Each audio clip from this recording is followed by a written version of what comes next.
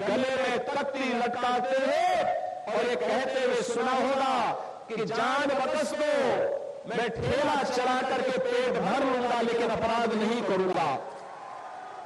भाइयों बहनों, ये काम सपा और बसपा की सरकारें भी कर सकती थी, लेकिन नहीं, इन्होंने इस अपराध को बढ़ाया, अराजकता को बढ़ाया, अव्यवस्था को फैलाया और उसका दुष्परिणाम आज हर व्यक्ति देख रहा है। भाइयों बहनों, 5 वर्ष पहले क्या स्थिति थी पश्चिम उत्तर प्रदेश में? सड़कें नहीं बनती थी, लेकिन राह पर चलने वाले राहगीरों के साथ महाजनी जरूर हो जाती थी। लोग परेशान थे, त्रस्त थे, लेकिन आज 5 वर्ष के दौरान भारतीय जनता पार्टी की डबल इंजन की सरकार ने इस नरक से मुक्ति दिला करके एक बार फिर से यहां पर विकास सुशासन की नींव डाल करके हर एक चेहरे पर खुशहाली लाने का कार्य किया है। भाइयों बहनों, दुनिया कोरोना से त्रस्त है, भारत में भी कोरोना के 3 लहर आ चुकी है।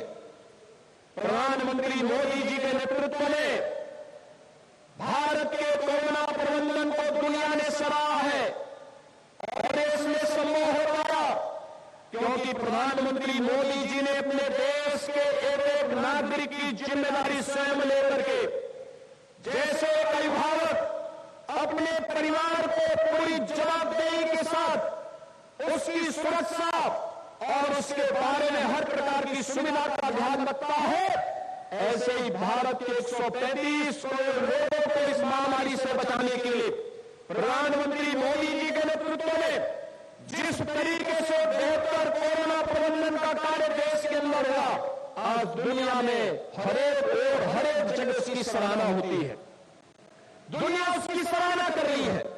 फ्री में टेस्ट, फ्री में उपचार, फ्री में वैक्सीन। कितने लोगों ने वैक्सीन लिया है? वैक्सीन लेने वाले लोग बताएं। इसमें तो 7% लोगों ने वैक्सीन ले ली है।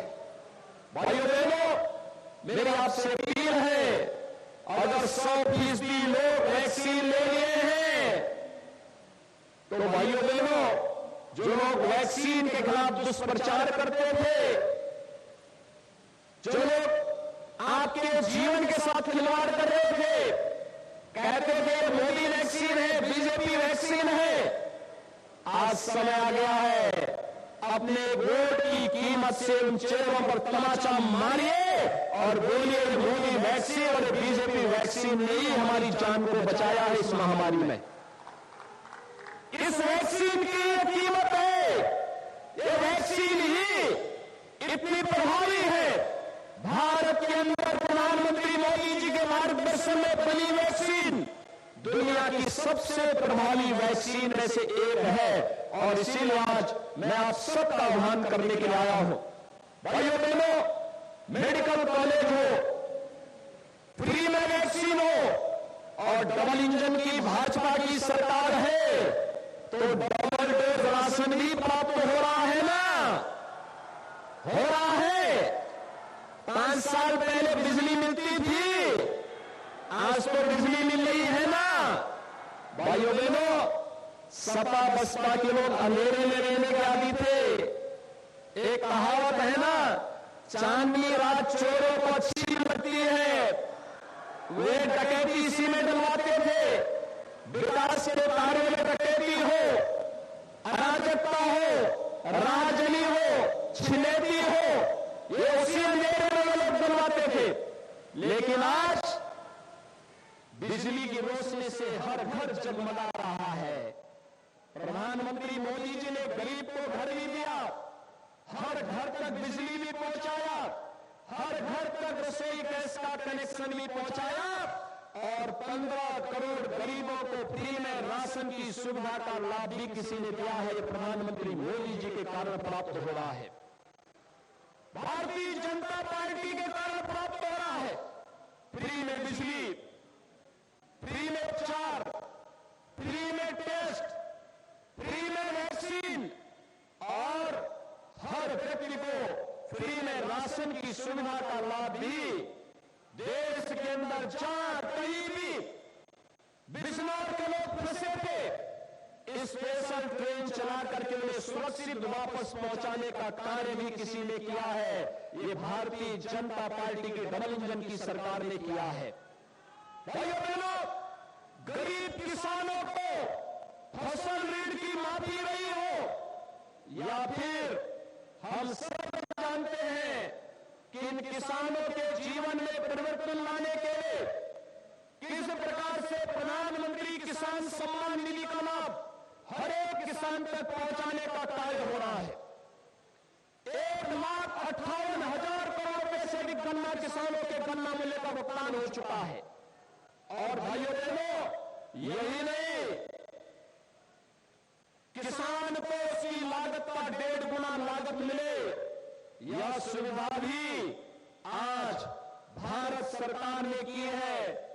पहले से यह व्यवस्था आपको प्राप्त की जा रही थी। जब से मोदी जी प्रधानमंत्री बने, हर किसान को इस सुविधा का लाभ तो प्रदान किया ही जा रहा था, लेकिन साथ साथ आज के इस अवसर पर जब आदरणीय प्रधानमंत्री जी का मार्गदर्शन, प्रधानमंत्री जी स्वयं यहां पर आते, लेकिन भाइयों बहनों, मौसम की खराब स्थिति के कारण प्रधानमंत्री जी स्वयं इस कार्यक्रम में उपस्थित नहीं हो पाए, लेकिन वर्चुअली उनका आशीर्वाद और मार्गदर्शन हम सबको प्राप्त होने वाला है। मैं आज के इस अवसर पर आदरणीय प्रधानमंत्री जी का हृदय से स्वागत करता हूं, अभिनंदन करता हूं, आप सबकी ओर से हृदय से अभिनंदन करता हूं और आप सबका मैं आह्वान करता हूं कि भाइयों बहनों, प्रधानमंत्री मोदी जी ने आज देश का सम्मान वैश्विक मंच पर बढ़ाया है। ये उत्तर प्रदेश से 5 वर्ष पहले बीमारू राज्य था, आज उस बीमारू राज्य से ऊपर उठा करके उत्तर प्रदेश की तकदीर को बदलने का काम किया है। आज गरीब को मकान मिलता है, 43 लाख से भी गरीबों को एक आवास मिला है। 1,43,00,000 गरीबों को बिजली के निःशुल्क कनेक्शन मिले हैं। 1,21,000 परिवारों को आज इस सुविधा का लाभ मिला है। जिन गांवों में बिजली कभी नहीं पहुंची थी, उन गांवों में बिजली की सुविधा का लाभ भी आज प्राप्त हो रहा है। आज वे सभी सुविधाएं, चाहे फ्री में उज्ज्वला योजना के कनेक्शन की सुविधा हो, बिजली हो, आयुष्मान भारत में 5 लाख रुपए की स्वास्थ्य बीमा की कवरेज हर एक गरीब को उपलब्ध करवाने का कार्य हो, वृद्धावस्था पेंशन, विधवा पेंशन, दिव्यांगजन पेंशन सालाना 12,000 रुपए, इन सभी परिवारों को उपलब्ध होने का कार्य भी आज भारतीय जनता पार्टी की डबल इंजन की सरकार आप सबको प्रदान कर रही है। भाइयों बहनों, जब संकट का साथ भारतीय जनता पार्टी की डबल इंजन की सरकार है, तो संकट में साथी नहीं, वह अवसरवादी है। और ये पश्चिमी उत्तर प्रदेश से ज्यादा कौन जानता है? याद करिए, जब मुजफ्फरनगर में दंगे हो रहे थे, तब ये 2 लड़कों की जोड़ी, भाइयों बहनों, ये 2 लड़कों की जोड़ी तब गायब थी। एक लखनऊ से दंगा करा रहा था और दूसरा दिल्ली से तमाशा देख रहा था। आपने देखा होगा ना, आज ये दंगाई कहां चले गए? आज इनको मालूम है भारतीय जनता पार्टी की सरकार है, दंगा करेंगे तो दंगे की गर्मी को चंद मिनट में उतार करके रख दी जाएगी। डबल इंजन की सरकार एक हाथ से विकास कराती है, हाईवे है, रेलवे है, एक्सप्रेसवे है, या फिर मेडिकल कॉलेज हो या विश्वविद्यालय का निर्माण हो, डबल इंजन की भाजपा की सरकार कराती है। एक हाथ से विकास का कार्य और दूसरे हाथ से माफिया प्रवृत्ति के तत्वों पर, जिन्होंने गरीबों का हड़पा है, व्यापारियों का हड़पा है, कमजोर लोगों का शोषण किया है, सत्ता जिनके लिए सेवा नहीं बल्कि शोषण का माध्यम बनी थी, उन लोगों के लिए सरकार का बुलडोजर भी तैयार है। और इसलिए भाइयों बहनों, मैं आज के इस अवसर पर जब आदरणीय प्रधानमंत्री जी का सानिध्य हम सबको वर्चुअली प्राप्त होने जा रहा है, प्रधानमंत्री जी ने पहले उत्तर प्रदेश के अंदर चुनावी सभा के लिए बिजनौर की धरती को, महात्मा विदुर की धरती को चुना, लेकिन मौसम की विपरीत परिस्थिति के कारण आपने देखा होगा कि मुझे भी यहां आने में लेट हुआ।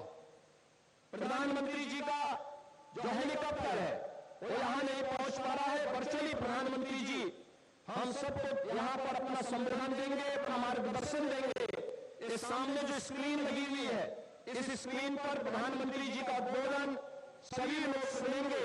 और मेरी आप सबसे अपील है, 14 फरवरी को दूसरे चरण में चुनाव बिजनौर जनपद में होने हैं। 8 विधानसभा सीट भारतीय जनता पार्टी के, 8 पर भारतीय जनता पार्टी के प्रत्याशी यहां पर होंगे। और मेरी आप सबसे अपील होगी कि भारतीय जनता पार्टी के इन 8 प्रत्याशियों को, नजीमाबाद से कुमार भारतेंद्र सिंह को, नगीना से सुरक्षित सीट से डॉक्टर यशवंत सिंह को, बुरहानपुर से कुंवर सुशांत सिंह को, धामपुर से अशोक कुमार राणा को, नैपुर सुरक्षित से श्री ओम कुमार जी को, बिजनौर से श्रीमती सुची मौसम चौधरी को, चांदपुर से श्रीमती कमलेश सैनी को, नूरपुर से श्री सीपी सिंह को, इन सभी भारतीय जनता पार्टी के प्रत्याशियों को विजयी बनाने के लिए आदरणीय प्रधानमंत्री जी का मार्गदर्शन हमें प्राप्त होने जा रहा है। मैं आप सबका आह्वान करूंगा कि आदरणीय प्रधानमंत्री जी के मार्गदर्शन को, उनका सानिध्य हम वर्चुअली लेंगे। उनका सानिध्य हमें विकास के लिए, सुशासन के लिए, प्रदेश में सुरक्षा और देश के अंदर सुरक्षा का बेहतर माहौल प्राप्त होने के लिए प्राप्त हुआ है। मैं आदरणीय प्रधानमंत्री जी को सादर आमंत्रित करूंगा कि वह आदरणीय प्रधानमंत्री जी बिजनौर की जनता जनार्दन को अपना आशीर्वाद और मार्गदर्शन प्रदान करने की कृपा करें। आदरणीय प्रधानमंत्री जी। नमस्कार।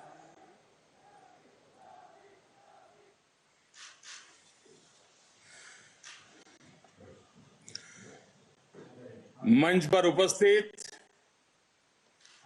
उत्तर प्रदेश के यशस्वी मुख्यमंत्री श्रीमान योगी आदित्यनाथ जी, मंत्री परिषद के मेरे सहयोगी धर्मेंद्र प्रधान जी, बिजनौर, मुरादाबाद और अमरोहा के सभी मतदाता भाइयों और बहनों, भारतीय जनता पार्टी के सारे उत्साही कार्यकर्ता, भारतीय जनता पार्टी के सभी उम्मीदवार भाइयों और बहनों, मैं सबसे पहले तो आपकी क्षमा चाहता हूं, क्योंकि मैं आज इलेक्शन कमीशन की तरफ से कुछ मुक्ति मिलने के कारण मैं सोच रहा था कि बिजनौर से मैं चुनाव अभियान का प्रारंभ करूं रूबरू आकर के, लेकिन मौसम के कारण मेरा हेलीकॉप्टर नहीं निकल पाया और उसके कारण मुझे फिर एक बार बीसी से ही आपके दर्शन करने का सौभाग्य मिला है। साथियों, ये धरती भगवान श्री कृष्ण और पांडवों के श्री चरणों की साक्षी है। महात्मा विदुर की कर्मभूमि और भारत के स्वतंत्रता संग्राम में अनेक वीर सपूत पैदा करने वाली इस धरती को मैं आदरपूर्वक नमन करता हूं। आज यहां बिजनौर के साथ ही अमरोहा और मुरादाबाद के साथी भी जुड़े हुए हैं। उन सभी का भी मैं स्वागत करता हूं। साथियों, अपनी बात की शुरुआत मैं इस क्षेत्र के ही मशहूर कवि दुष्यंत कुमार जी की 2 लाइनों से करूंगा। दुष्यंत कुमार जी ने कहा था, उन्होंने लिखा था, यहां तक आते आते सूख जाती है कई नदियां। मुझे मालूम है पानी कहां ठहरा हुआ होगा। 2017 से पहले उत्तर प्रदेश में भी विकास की नदी का पानी ठहरा हुआ था। ये पानी नकली समाजवादियों के परिवार में उनके करीबियों में ठहरा हुआ था। इन लोगों को सामान्य मानवीय की विकास की प्यास से, प्रगति की प्यास से, गरीबी से मुक्त होने की प्यास से कभी कोई मतलब नहीं रहा। वो सिर्फ अपनी प्यास बुझाते रहे, अपने करीबियों की प्यास बुझाते रहे और अपनी तिजोरियों की प्यास बुझाते रहे। बस अपना स्वार्थ सोचने वाली यही प्यास विकास की नदी के हर बहाव को सोख लेती है। अपना घर भर लेने की यही प्यास गरीबों को घर नहीं देने देती थी। अपनी जेबें भर लेने की यही प्यास गरीब का राशन चट कर जाती थी। प्रोजेक्ट लटकाकर कमाई करने की इसी प्यास से लाल फीताशाही और लेट लतीफी को ताकत मिलती थी। भाइयों और बहनों, भारतीय जनता पार्टी प्रदेश के प्रत्येक व्यक्ति को अपना परिवार मानती है। हमारा मंत्र है सबका साथ, सबका विकास, सबका विश्वास और सबका प्रयास। इसलिए बीजेपी की सरकार में भाई भतीजावाद और तुष्टीकरण की कोई जगह नहीं है। जब पीएम आवास योजना में घर मिलता है तो हर गरीब को घर मिलता है। उसकी जाति, उसका पंथ, उसका क्षेत्र नहीं देखा जाता। जब उज्ज्वला योजना से गैस का कनेक्शन मिलता है तो माताओं बहनों की जाति नहीं पूछी जाती, न उनका पंथ पूछा जाता है।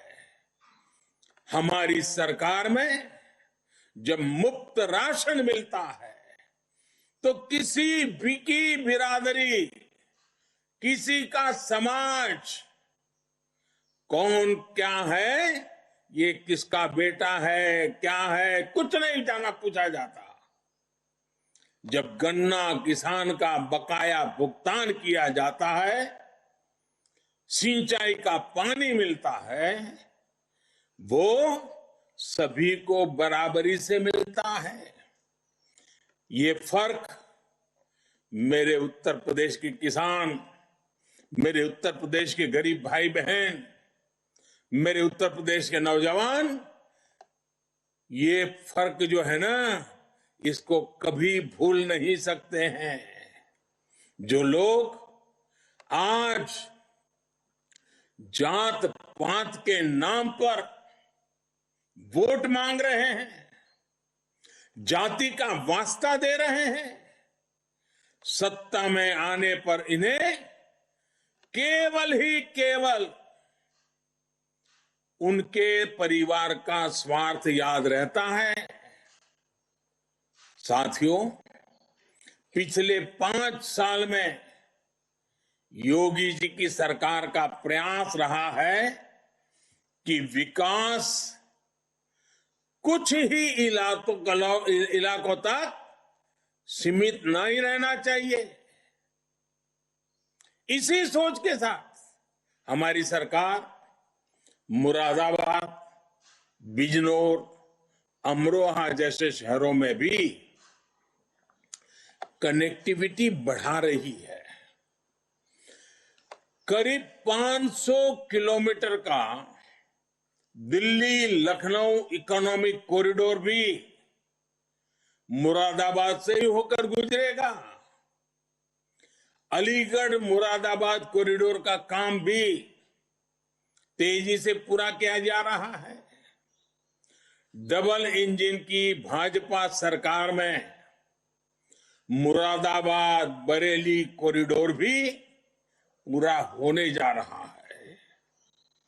गंगा एक्सप्रेसवे के रूप में इस इलाके को बहुत बड़ी सौगात आपके नसीब होने वाली है, आपको मिलने जा रही है। बिजनौर से मुरादाबाद तक के 4 लेन हाईवे पर भी तेजी से काम हो रहा है। इससे पूरा जिला आसपास के सभी प्रमुख स्थानों से जुड़ जाएगा। साथियों, योगी जी की सरकार ने पिछले 5 साल में इन इलाकों में, इस क्षेत्र में बहुत से बड़े और जहां जरूरत पड़ी वहां छोटे भी अनेक पुल बनवाए हैं। इनसे गंगा पार से आने जाने वाले किसानों का रास्ता भी आसान हुआ है। डबल इंजन सरकार ने सड़कें और रिंग रोड बनाकर यहां के लोगों की जिंदगी में रोजमर्रा की मुश्किलों को आसान किया है। बिजनौर में करीब 300 करोड़ की लागत से महात्मा विदुर मेडिकल कॉलेज का काम भी तेजी से चल रहा है। साथियों, आजादी के इस अमृत काल में हमने उत्तर प्रदेश को लेकर भी कई सपने देखे हैं। हम चाहते हैं आने वाले 25 वर्षों में जब देश आजादी के 100 साल पूरे करे तो यूपी विकास की सुनहरी गाथा के साथ अपना परचम लहराए।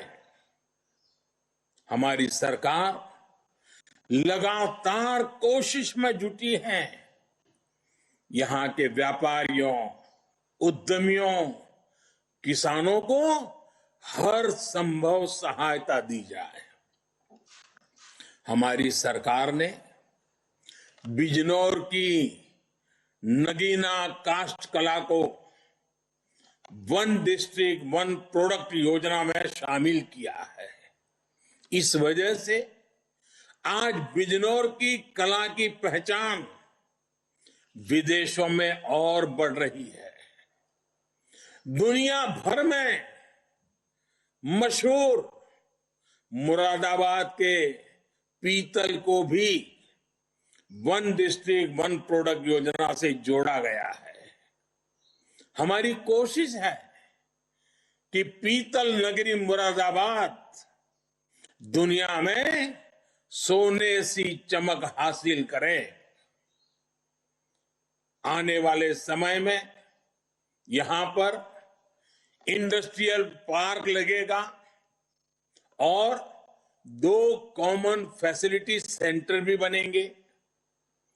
उत्तर प्रदेश की कर्मठ योगी सरकार दिन रात मेहनत में लगी है जिससे छोटे उद्यमियों को मदद मिल सके। बिजनौर, मुरादाबाद और अमरोहा के युवा के सामने अवसरों की कमी ना हो। यही हमारी प्राथमिकता है। साथियों, केंद्र सरकार और यूपी की भाजपा सरकार अपने किसान भाइयों के सम्मान और उनका अधिकार वापस दिलाने के लिए प्रतिबद्ध है। पिछले 5 साल में गन्ना किसानों को 1.5 लाख करोड़ रुपए से ज्यादा का भुगतान किया गया है। इतना तो पहले की 2 सरकारों में मिलकर नहीं किया गया है। पहले की सरकारों में गन्ने की पर्ची से लेकर गन्ना बकाये के भुगतान तक हर जगह नकली समाजवादियों का ही बोलचाल था, उन्हीं का राज था। पीएम किसान सम्मान निधि हो, छोटे किसानों की आर्थिक मदद हो या किसान भाइयों की फसल का बीमा हो, हमारी सरकार ने यह सब सीधे बैंक खातों में उपलब्ध कराया है, कोई बिचौलिया नहीं। साथियों, हम हर वो व्यवस्था लागू करने की कोशिश में जुटे हैं जहां किसानों को खाद के लिए कहीं भागदौड़ न करनी पड़े और यूरिया आपके खेतों तक कम लागत में पहुंचे। पिछली राज्य सरकारों में यूरिया आती थी किसानों के लिए, लेकिन चली जाती थी कालाबाजी करने वालों के पास। हमने प्रदेश में वर्षों से बंद पड़े गोरखपुर खाद कारखाने को फिर से चालू किया है। वहां से निकला नीम कोटेड यूरिया पूरे प्रदेश के किसानों के खेतों को लाभ पहुंचाएगा। चौधरी चरण सिंह जी के आदर्शों को उनके आदर्शों को अपनाते हुए हर किसान का सम्मान, ये हमारा ध्येय है। पहले की सरकारों में यूरिया खाद के लिए यूपी के किसानों ने लाठियां तक खाई हैं। जिन्होंने सत्ता में रहते हुए किसानों को ये दिन दिखाए थे, वो कभी किसानों का भला नहीं कर सकते। वो सिर्फ किसानों को धोखा दे सकते हैं। साथियों, ये जो लोग आज चौधरी चरण सिंह की विरासत की दुहाई देकर आपको बरगलाने की कोशिश कर रहे हैं, आपको एक और बात बताता हूं, आपको जानकर आश्चर्य होगा। पहले की सरकार में गेहूं की जितनी सरकारी खरीद हुई थी, योगी जी की सरकार ने उससे 2 गुना से भी ज्यादा गेहूं एमएसपी पर खरीदा है। योगी जी की सरकार में किसानों से अनाज खरीद में हर साल नए रिकॉर्ड बनाए गए हैं। अपने किसानों को और पूरे पश्चिमी यूपी को मैं एक बात और याद दिलाना चाहता हूं। आज जो लोग आपको बहकाने की कोशिश कर रहे हैं, उनसे जरूर पूछिएगा, जब उनकी सरकार थी तब वो इस इलाके में आपके गांवों में कितनी बिजली देते थे? यूपी में और पश्चिम यूपी में ये बात होती थी या नहीं कि हमारा किसान और युवा बिना बिजली के मात खा जाता है, घर घर में ये चर्चा होती थी कि बिजली के अभाव में नौजवानों का भविष्य कैसे रोंदा जा रहा है। आज जब आपके गांव गांव में बिजली आ रही है तो इसका हिसाब होना चाहिए या नहीं होना चाहिए। उन्होंने प्रदेश को अंधेरे में रखा ताकि अपराध बढ़े। हमने बिजली दी ताकि विकास बढ़े।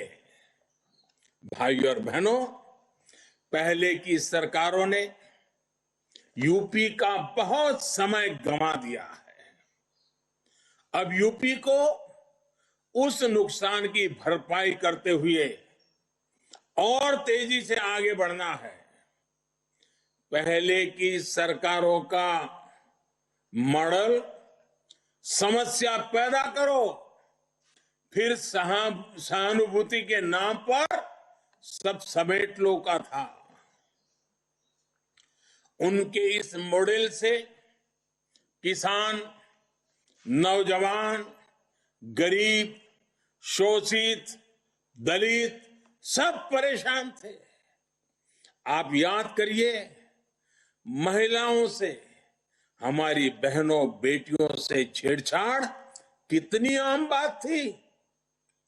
हालात इतने खराब थे कि चेन लूटे जाने पर इस बात का शुक्र मनाया जाता था कि चलो जान तो बच गई।